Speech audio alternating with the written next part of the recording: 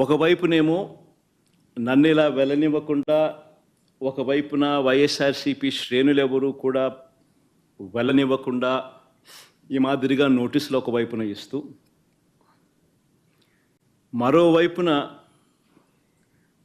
టీవీలలో చూస్తే ఆశ్చర్యకరమైన విషయాలు, చుట్టుపక్కల రాష్ట్రాల నుంచి కూడా బీజేపీ వాళ్ళని తప్పిస్తున్నారు.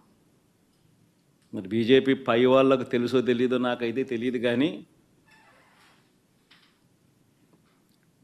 చుట్టుపక్కల వాళ్ళ దగ్గర నుంచి కూడా బీజేపీ వాళ్ళని కూడా అక్కడికి రప్పిస్తున్నారు. కొన్ని వేల మంది పోలీసులు అక్కడ మోహరించినట్టుగా చూపిస్తూ ఉన్నారు. నేను అడుగుతా ఉన్నా, ఎందుకు ఇంతగా టాపిక్ డైవర్ట్ చేయడానికి కోసం ఎందుకు ప్రయత్నం చేస్తూ ఉన్నారు? ఎందుకు ఇలా టాపిక్ డైవర్ట్ చేయడం కోసం ఎందుకు ఇంత ఆరాట పడతా ఉన్నారు?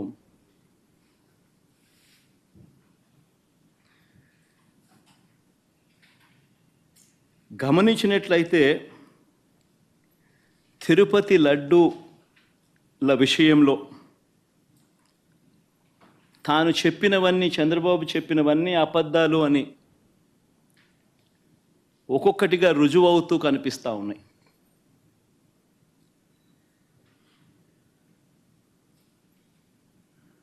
ఆ కనిపించే నేపథ్యంలో 100 రోజుల పాలన మీద టాపిక్ డైవర్ట్ చేస్తూ లడ్డూల టాపిక్ తీసుకొచ్చాడు.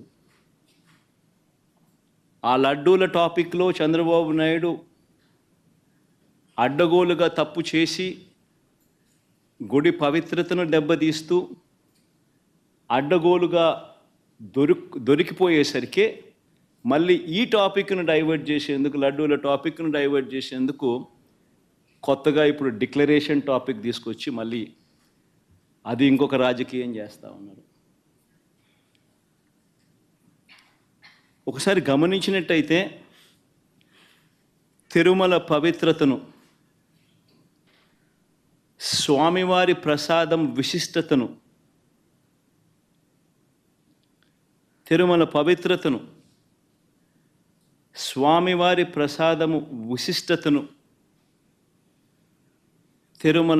తిరుపతి దేవస్థానం పేరు ప్రఖ్యాతలను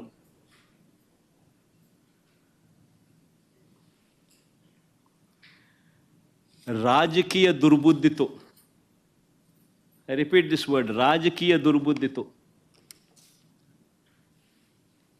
జంతువుల కొవ్వుతో లడ్లు తయారీ అయినట్టుగా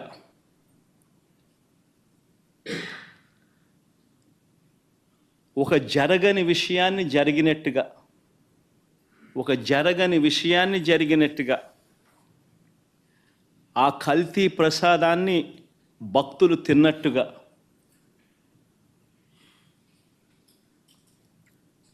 నిజంగా ఒక ముఖ్యమంత్రి స్థానంలో ఉన్న వ్యక్తి తెలిసి అబద్ధాలు ఆడుతూ